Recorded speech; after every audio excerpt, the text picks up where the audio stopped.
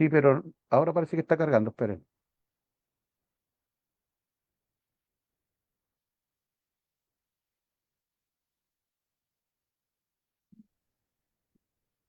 Ujú.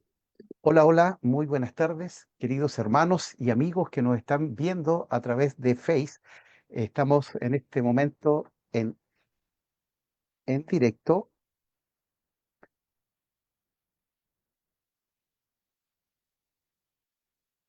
así que les pido, ¿no es cierto?, que podamos estar atentos. Vamos a pasar un videíto y después comenzaría nuestra clase magistral, así que para que podamos estar hoy muy atentos.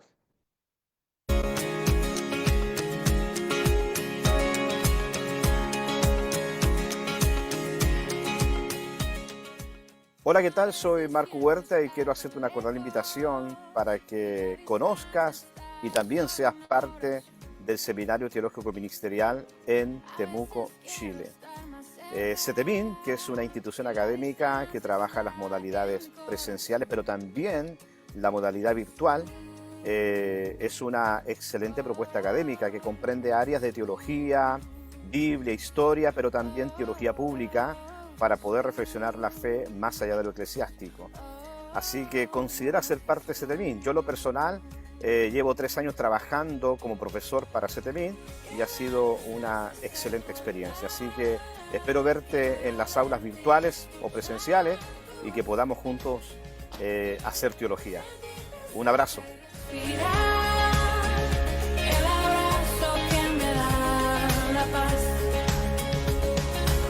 que la distancia sea corta, que pueda verte y escuchar tu voz. Te esperamos. Bueno, les esperamos a cada uno de nuestros hermanos y amigos, ¿no es cierto?, para cada una de estas clases, ¿verdad? Y estos módulos que tenemos en el año 2025. Y hoy corresponde, ¿no es cierto?, nuestra clase magistral de geografía bíblica. Y para ello, ¿no es cierto?, tenemos acá con nosotros al pastor Miguel, ¿no es cierto?, quien va a estar entregando esta materia. Así que, queridos hermanos, queridos amigos, le damos la bienvenida y, bueno, en esta hora también dejamos al pastor Miguel para que nos esté dando, ¿no es cierto?, unas pinceladitas, ¿no es cierto?, de lo que va a ser la clase de mañana, ¿verdad?, de geografía bíblica. Bendiciones, Miguel.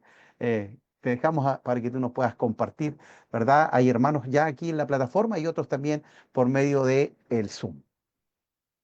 Gracias, Marcelo, que el Señor les bendiga, a los hermanos que están conectados, como a aquellos que se van a conectar después. El otro día el día de ayer, me hablaba una hermana que había revisado el video de teología y me hacía algunas preguntas con relación al tema. Entonces me llamaba la atención que hay hermanos que revisan posterior a la clase magistral los videos, toman notas y eso. Bueno, les cuento que es un ramo muy interesante, bastante interesante. Nosotros como iglesia estamos viendo todo lo que tiene relación con la división del reino de Israel, el año 931, y Y por fuerza, al estudiar historia, esto va de la mano con geografía, o viceversa. Al estudiar geografía, tenemos que echar nosotros un vistazo a lo que es Biblia y en especial a la parte histórica. Quisiera dar lectura a un material que yo mismo preparé. Les confieso de que me cuesta mucho, me complica tomar un material ajeno, ¿ya? Así que es un material que preparé, que estuve preparándolo para poder compartirlo con ustedes. Voy a dar lectura a algunas cositas. Al estudiar geografía bíblica nos vemos forzados a involucrarnos con el texto en cuestión, lo que acabo de mencionar. Por fuerza nosotros tenemos que ir a la Biblia. Este ramo encierra una gran cantidad de materia que involucra eventos importantes de la palabra del Señor. Mm. Si bien es cierto, es verdad que prácticamente gran parte del Antiguo Testamento gira en torno a Israel, pero nos vemos forzados nosotros a relacionarnos con em, con otros sectores, con otras potencias. Nos vemos forzados a involucrarnos con su historia porque en cierta forma tienen relación con el pueblo de Israel. Así que eso. Y a continuación veremos algunos lugares geográficos que tienen importancia bíblica y se entienden que estuvieron relacionados con el pueblo de Israel. Lo primero que aparece acá es la nación de Egipto, ¿ya? Y al hablar de Egipto no estamos hablando de la geografía actual de Egipto, ¿ya? Sino nosotros nos transportamos al tiempo del pueblo de Israel.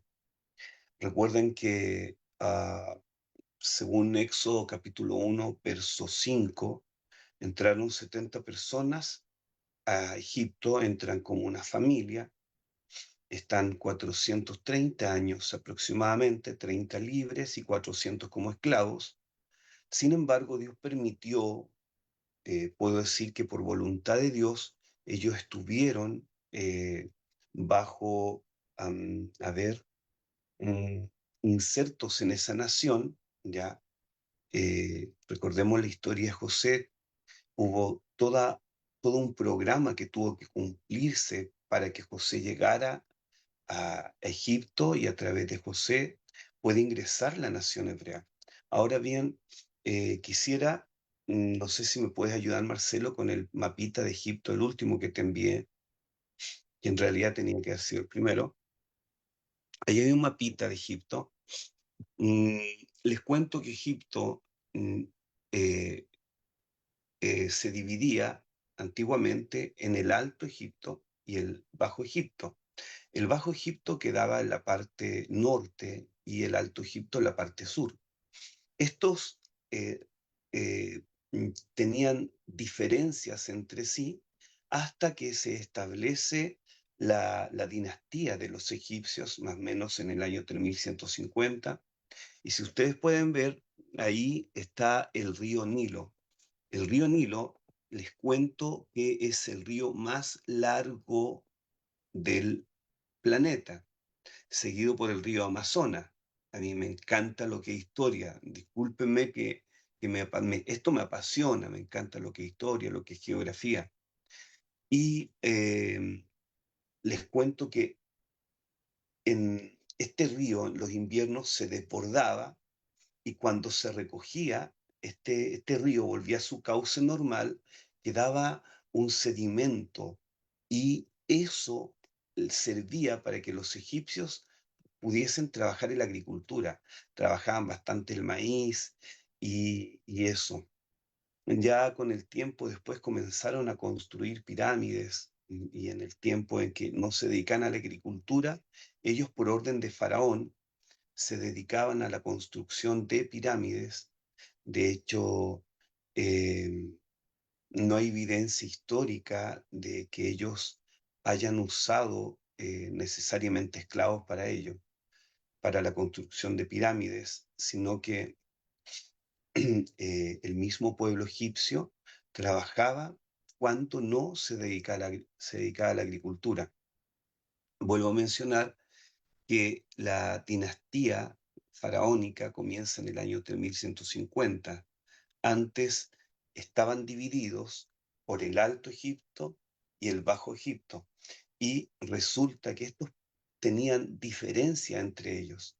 Ahora bien, ¿por qué razón estoy haciendo esta introducción en cuanto a geografía? Porque también, como mencioné recién, tiene relación con el pueblo hebreo.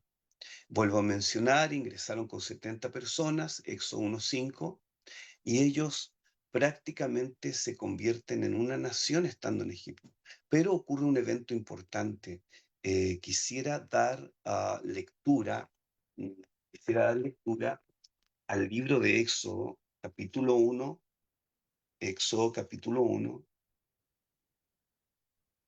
Éxodo, recordemos que significa salida, ¿ya? Porque el evento de la salida del pueblo de Israel de Egipto es algo que marca, que destaca mucho el libro de Éxodo, dice la palabra del Señor lo siguiente. Dice la palabra del Señor en el verso 6, perdón, en el verso 8 del capítulo 1. Entre tanto se levantó sobre Egipto un nuevo rey que no conocía a José y dijo a su pueblo: He aquí el pueblo de los hijos de Israel es mayor y más fuerte que nosotros. Ahora pues, seamos sabios para con él, para que no se multipliquen y acontezca que viniendo guerra, él también se una a nuestros enemigos y pelee contra nosotros y se vaya de la tierra. Hay algunos textos que mencioné acá en el material que nosotros vamos a ver. Voy a buscarlos, son textos bíblicos, sí, acá está. Génesis capítulo 36, verso 31. Génesis 36, verso 31. Génesis 47, verso 6. Génesis 47, verso 6. Y también Génesis 43, verso 32. Ahora, no voy a dar lectura a los pasajes, pero sí voy a parafrasear. Los pasajes que acabo de mencionar apuntan a lo mismo. Entonces cuesta como armonizar cómo José pudo entrar con su familia a Egipto. Y hay un pasaje bíblico, me parece que es el capítulo 43, cuando José les habla a sus hermanos y les dice: si Faraón les pregunta a qué se dedican, ustedes digan que son, ah, que son pastores, que se dedican a la ganadería. Ahora bien, hay dos textos que yo menciono anteriormente que los voy a parafrasear, no voy a ser literal, que dice que abominación es para los egipcios el pueblo pastoril. Entonces, si es abominación para los egipcios el pueblo pastoril, ¿por qué José le da ese consejo a su familia? Si el faraón, perdón, les pregunta a qué se dedican ustedes, ustedes tienen que decir que son pastores. Ahora bien, en el siglo XVIII, hay, hay un pueblo que invadió Egipto y estuvo en Egipto por más de 100 años, y es el pueblo Ixo. El pueblo Ixo, hermano, era un pueblo pastoril. Ellos eran ganaderos, se dedicaban al pastoreo. Probablemente, el faraón que autorizó la entrada a la familia de Jacob, a la familia de José, era un faraón Ixo. Posteriormente, lo más probable, porque no quiero ser dogmático en esto, que cuando se restituye el poder al faraón egipcio y los Ixos son expulsados, entonces nos encontramos con ese verso del capítulo 1, verso 8 de Éxodo, que se levanta un faraón que no conocía a José. O sea, en otras palabras, que era egipcio y no Ixo. Y luego someten a Israel, a este pueblo, lo someten a una dura servidumbre que yo creo que cada uno de ustedes conoce. Y ellos salen ya como una nación de más de 2 millones de personas cuando ellos salen en el Éxodo. Ahora bien, quisiera, no sé, Marcelo, si me puedes ayudar con el mapita. Me parece que es el primero que envié de la ruta de Éxodo.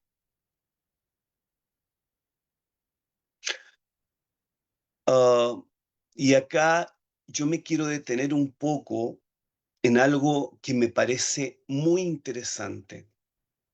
Me parece muy interesante. ¿Por qué? Porque cuando uno estudia, por lo general se queda con lo que el profesor enseña. Y resulta de que nosotros tenemos en nuestras Biblias unos mapas atrás y en esos mapas está la ruta del Éxodo. Y si ustedes pueden apreciar el mapita que está mostrando el pastor Marcelo, ¿ya? Ahí el recorrido que hace Israel cuando sale de Gosén, porque recuerden que ellos estaban en Gosén, en la parte norte de Egipto, más cercana al mar Mediterráneo, más cercana al mar Mediterráneo, por eso es que ellos, por una parte, tenían acá el, el, um, el brazo del Mar Rojo, ¿ya?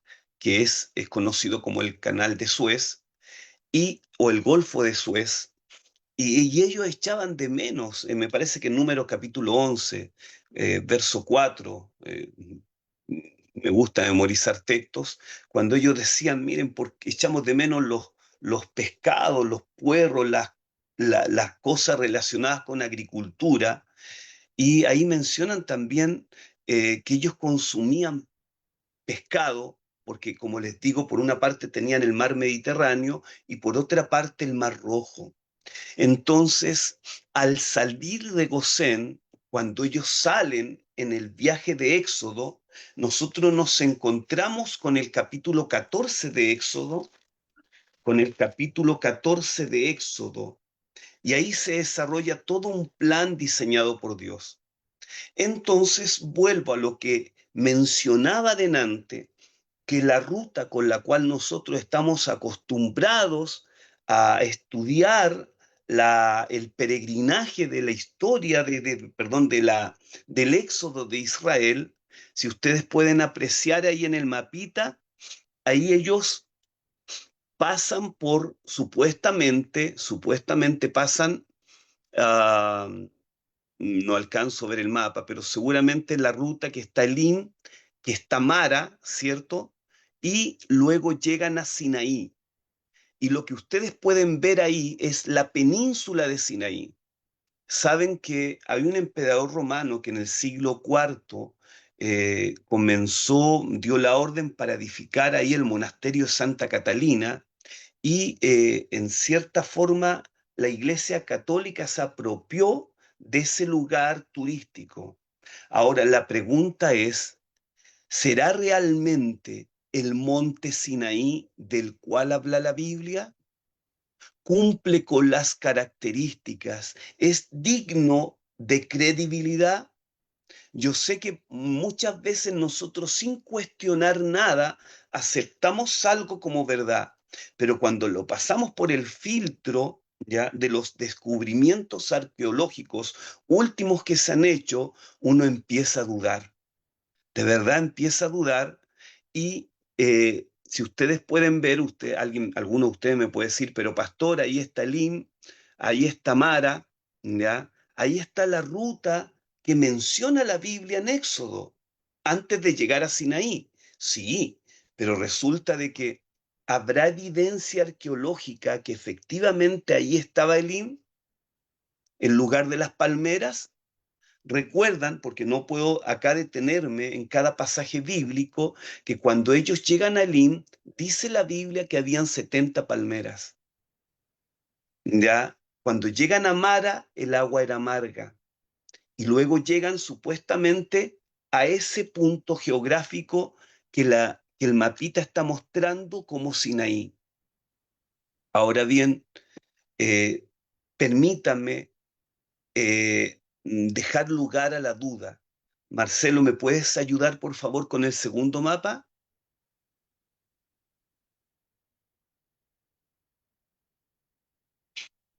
En el segundo mapa que nosotros vamos a ver a continuación, aparece una ruta distinta, una ruta muy diferente a la primera foto. Y en esa ruta, ya, ahí yo me quiero apoyar en la Biblia ¿Por qué? Porque como amante de la palabra del Señor, créanme que me gusta filtrar y me gusta analizar. ¿Se dan cuenta que la ruta es distinta? La península de Sinaí corresponde a Egipto. Eso corresponde a Egipto. Entonces, resulta de que la Biblia nos dice que ellos habían salido de Egipto. Y cuando Dios se le reveló a Moisés en el capítulo 3 de Éxodo, a través de la zarza, Moisés, recuerdan ustedes que estaba viviendo con Jetro, su suegro, en Madián. Ese Madián actualmente es Arabia Saudita. Ahora bien, en la península de Sinaí, el primer brazo que ustedes encuentran es el Golfo de Suez. Y el segundo brazo que hace una V es el Golfo de Acaba. Y saben, se descubrió que donde está la línea que cruza el Golfo de Acaba, descubrieron corales que dibujaban ruedas, que dibujaban la forma de carros, que seguramente, porque también quiero abrir un espacio a la duda, seguramente cuando los carros egipcios fueron sofocados por el agua, con el tiempo el coral les dio forma, que se mantuvo en el tiempo. De hecho, hay una rueda de coral con su centro todavía de metal, que fue conservada por el mismo coral. Y ahora bien, lo que digo se sustenta arqueológicamente. Ahora bien, hay otra situación que se da, que unos arqueólogos comenzaron a sondear la profundidad del Golfo de Acaba, la profundidad del Golfo de Suez, y se dieron cuenta que es donde cruza la línea, ya en la ruta que aparece, es el único lugar más bajo, que son aproximadamente 50 metros. En otros lugares hay 1000 metros de profundidad. En cualquiera de los dos brazos, 1500 metros de profundidad, cosa que sería prácticamente muy difícil para una población de 2 millones de personas, que incluían niños y ancianos, descender y después subir. Entonces, ocurre lo siguiente también, que ahí, justo ahí, en ese preciso lugar donde enfrente se descubrieron esos corales que tienen forma de carros, forma de ruedas, se descubrió que hay una playa de 8 kilómetros de largo y 4 de ancho, que cupen lo más bien 2 millones de personas, porque ellos tenían que estacionarse en un lugar, tenían que llegar a un lugar. Y recordemos, hermanos, que Dios no hace las cosas al azar. Luego, al cruzar, ahí hay un monte. No me había memorizado el nombre del monte en árabe, pero ya no tiene importancia. Su transliteración al castellano es el verdadero monte de Moisés. Ahora quisiera abrir una ventana ahí, porque hay una tradición en relación al primer monte, el que está en la península de Sinaí. Esa tradición tiene 600 años antes de Cristo, que ese es el monte de Moisés. Pero la tradición arábica tiene más de 1000 años. Es mucho más antigua. Ahora bien, recordemos que los árabes son musulmanes y ellos están en desacuerdo con los lugares turísticos porque ellos dicen que es idolatría. Sin embargo, hay investigadores que llegaron allá, tomaron fotos, han tomado fotos y cumple con todas las características del Sinaí bíblico. Por ejemplo, ¿recuerdan cuando Elías fue a la cueva de Oreb, cuando huyó de Jezabel y Dios estaba en la cueva? Es un antropomorfismo, pero se entiende. Entonces, ahí en ese monte, en el monte de Arabia, hay una cueva de 6 metros de largo por 4 de ancho. Imagínense. De hecho, cerca de ahí hay una piedra que se encuentra partida por la mitad. Y les invito de verdad a filtrar lo que estoy diciendo porque es muy interesante. De hecho, hay pintura rupestre tallada en piedra donde muestran el becerro y muestran a gente adorando el becerro. Entonces, me parece muy interesante el segundo mapa. Ya, lo dejo ahí. Si ustedes, vamos a seguir avanzando. Si ustedes se interesan en esto, tomen el ramo de geografía bíblica. Les invito, de verdad, es un ramo interesante, es un ramo enriquecedor, porque nosotros podemos conocer la parte histórica, pero la parte histórica va de la mano con la parte geográfica. Tenemos que conocer lugares, los lugares bíblicos, que son lugares interesantes. Ahora, me voy a saltar un poquito, ¿ya? No sé si me puedes ayudar con el reino dividido, el mapa del reino dividido. Me parece que es el tercero que te envié, Marcelo, por favor. ¿Sí? ¿Está bien? Ese. Sí, exacto. Gracias. Ya, a mí me encanta la historia, me encanta. Salomón muere el 930 antes de Cristo, ¿ya? Yo siempre le digo a los estudiantes, eso es como la fecha del cumpleaños, jamás se puede olvidar eso no, eso es absoluto, no cambia. Muere el 930, perdón, muere el 931 y el 930 se divide el reino a través de Roboam, que es el hijo de Jeroboam, perdón, de Salomón, me equivoqué, de Salomón. Y resulta que se da ese evento de que se divide el reino y nosotros, cuando vamos a la Biblia, nos encontramos con reino del norte y reino del sur. ¿Por qué el reino del sur? El reino del sur se le llama Judá. ¿Por qué? Porque estaba más al sur. Al sur estaba Egipto.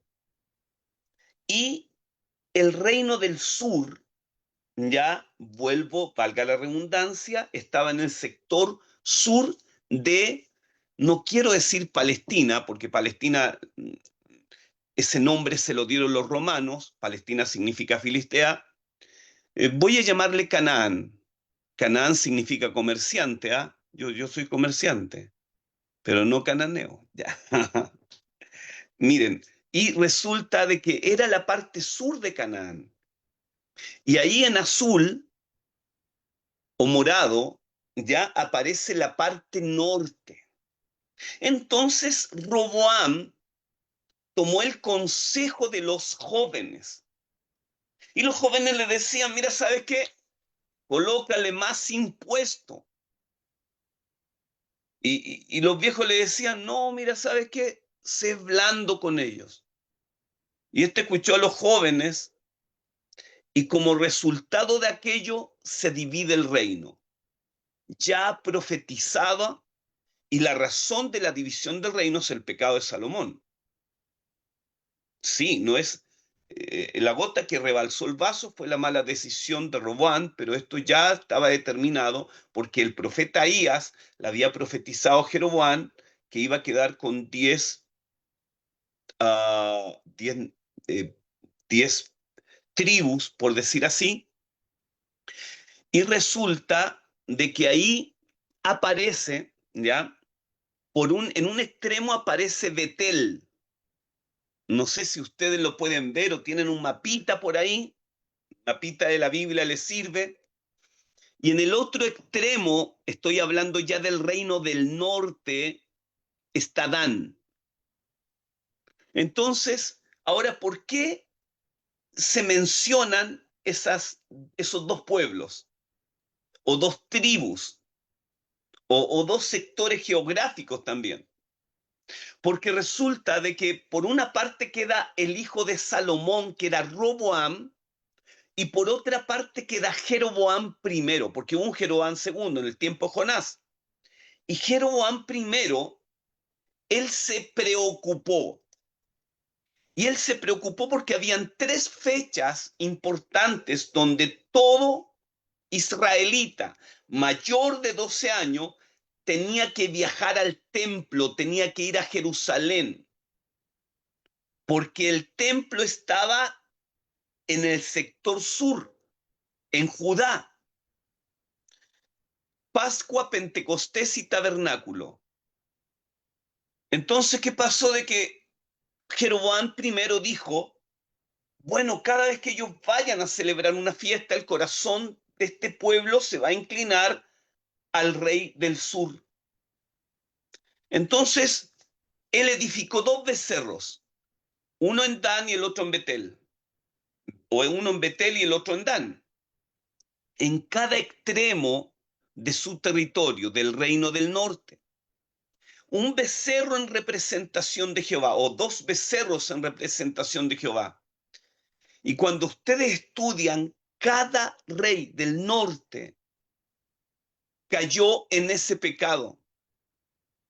Y es interesante estudiar lo que es historia y nos lleva por fuerza a estudiar la geografía. Para poder explicar algo en forma comprensible, es obligatoriamente necesario conocer la geografía. Y volviendo a Judá, a la parte sur, ahí estaba el templo, y ahí estaba también, estaban los sacerdotes, estaban los sacerdotes, los levitas estaban ahí, porque otro pecado que cometió Jeroboam primero es levantar una línea pseuda de sacerdotes, ya falsos sacerdotes, por decir así, que no eran levitas, y eso. Ahora, quiero hablar un poquito también de otros temas relacionados con Canaán. No envié los mapas, ¿ya? Pero ustedes los tienen ahí. Por ejemplo, a ver, el río Jordán. Hay mucha riqueza al estudiar el río Jordán. ¿Saben ustedes que Jordán significa el que desciende? No sé si ustedes han escuchado hablar del Monte Hermón cuando van a la Biblia. Por ahí nace el río Jordán. Y se llama el que desciende porque el río Jordán nace a 550 metros de altura y va bajando, tiene aproximadamente 360 kilómetros de largo y va descendiendo, por eso se llama el que desciende. Atraviesa el mar de Galilea y continúa y desemboca en el mar Muerto. Ahí desemboca. Y el mar Muerto está a 400 metros debajo del nivel del mar. Imagínense. Actualmente Israel extrae gran cantidad del afluente del río Jordán. Pero vuelvo a mencionar, ahí ocurrieron muchos eventos en el río Jordán.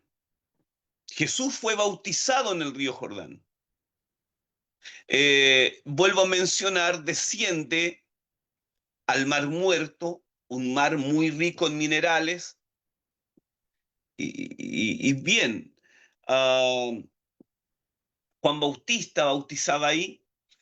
Y también quiero hacer alusión, no envié el mapa, no lo envié, al mar de Galilea. Geográficamente hay muchos eventos relacionados con el Nuevo Testamento, ah, valga la redundancia, relacionados con el mar de Galilea. Y le daba vida a toda esa región, a la región de Galilea. Cerca de ahí, aledaños, a orillas del mar, habían ciudades que la Biblia menciona y que Jesús cumplió un rol muy importante en relación a su ministerio en ese sector geográfico. Pero antes de pasar allá, no quiero cerrar con el mar de Galilea. Saben que la pesca milagrosa, ¿dónde fue? Alguien puede decir, pastor, fue en el lago de Genesaret. Lago Genesaret, mar de Tiberias, mar de Galileas, es lo mismo. Y más que un mar, es un lago.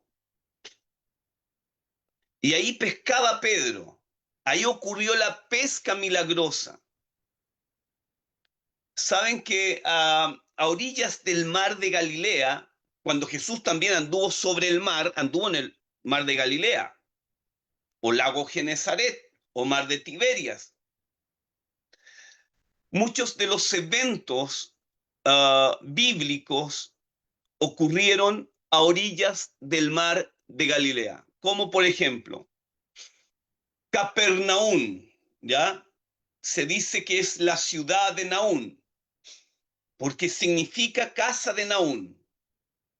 Y en Capernaum ocurrió un evento que la Biblia destaca, que fue la sanidad de la suegra de Pedro.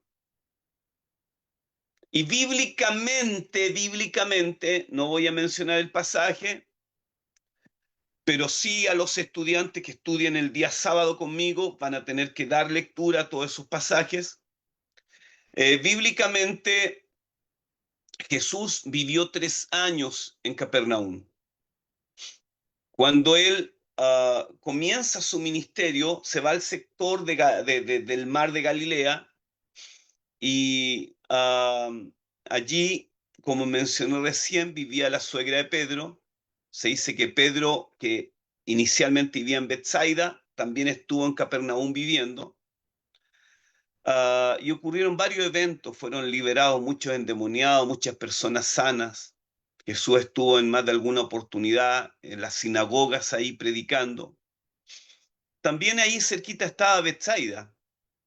La Biblia dice que Betsaida era la ciudad de Andrés y Pedro, y me parece mucho que también de Felipe, ¿ya? Recuerden que ellos eran pescadores.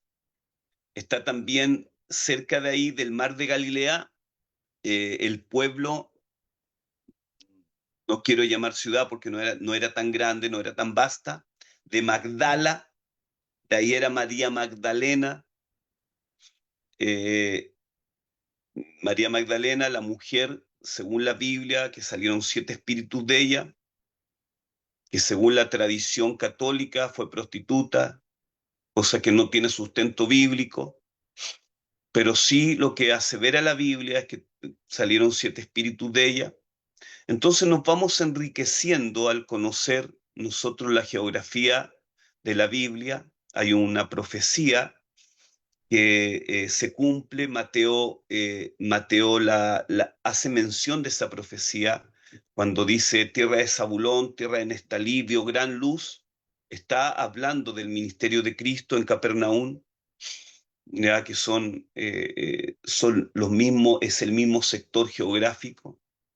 Y te quiero invitar, hermano, te quiero invitar a que estudies con nosotros. Ya vuelvo a hacer mención, yo puedo conocer la parte histórica, pero si desconozco la parte geográfica me complica de verdad. Me complica. Si vas a estudiar no sé, cualquier evento bíblico. Si vas a estudiar el cautiverio babilónico, ¿sí? Tienes que saber dónde está Babilonia. Una de las cosas que no hice mención en este estudio es el viaje de Abraham de Ur de los Caldeos a Harán y de Harán a Canaán. Es súper interesante. Hay un arqueólogo de apellido Woolley que descubrió en el año 1840 aproximadamente, descubrió Ur de los Caldeos y le llamó la atención ya porque saben que Ur de los Caldeos era una verdadera metrópolis, contextualizando en el tiempo. Tenía casas de 2 pisos, tenía sistemas de riego, sistemas de alcantarillado. Hasta se encendió una cocina con más de 3000 años de antigüedad. O sea, es espectacular y cómo la mano de Dios, por voluntad de Él, se conservaron algunas cosas. Estaban los sigurat, las torres escalonadas. ¿Recuerdan ustedes la torre de Abel en Génesis 11? Donde la Reina Valera dice cuya cúspide llega al cielo, aunque el hebreo apunta más a cuya cúspide sea el cielo. La Torre de Babel no fue diseñada para alcanzar el cielo, sino para poder observarlo, para poder adorar las estrellas del cielo, los astros. Se descubrieron que estos sigurat, estas torres escalonadas, tenían signos zodiacales, o sea, eran usadas para la adoración de los astros celestes. Entonces, por fuerza tenemos que involucrarnos con el texto. La parte geográfica van unidas. Hay mucha riqueza. Te invito a estudiar este ramo. A ver, hay muchas cosas que no se mencionan, que no estoy mencionando, que son interesantes. Así que el Señor te bendiga, bendiga a cada hermano que va a ver este video y que va a ver esta clase y cada hermano que estuvo conectado. Que el Señor les bendiga. Eso, bendiciones, Marcelo. Bien, muchas gracias, Pastor Miguel, ¿verdad? Por esta clase magistral, ¿verdad? Y donde van a estar, ¿verdad? El Pastor Miguel en Chanquín, dando, ¿no es cierto?, esta materia. También Aarón Corbalán va a estar en Cordillera y quien les habla me va a corresponder hacerlo a través de la plataforma. Así que como él nos instaba, ¿no es cierto?, qué importante es que podamos prepararnos, entender, ¿verdad?, esta geografía, porque es el mundo bíblico, ¿verdad?, y nos ayuda, ¿verdad?, ahí a poder interpretar de mejor manera, ¿verdad?, la palabra. Así que les animamos, gracias a aquellos que estuvieron acá a través de la plataforma, nuestra hermana Elizabeth con su esposo, nuestra hermana Laura, nuestro hermano Carlos, ¿verdad? Que el Señor les bendiga a ustedes y también a aquellos que están a través del Face. Ya llegamos a tener 12 a 15 personas ahí en línea, ¿verdad? Así que el Señor les bendiga a cada uno de ustedes. Y aquellos que, como decía el pastor Miguel, ¿no es cierto?, después ven también estas clases que quedan ahí, ¿no es cierto?, en estas plataformas digitales y que va a ser de tremenda bendición. Así, gracias, pastor Miguel, muy claro y muy motivador también, ¿no es cierto?, para que mañana podamos estar en nuestras clases. Que el Señor les bendiga, Bendiciones a todos. bendiciones a todos. Bendiciones. Bendiciones. Bendiciones, queridos hermanos, bendiciones.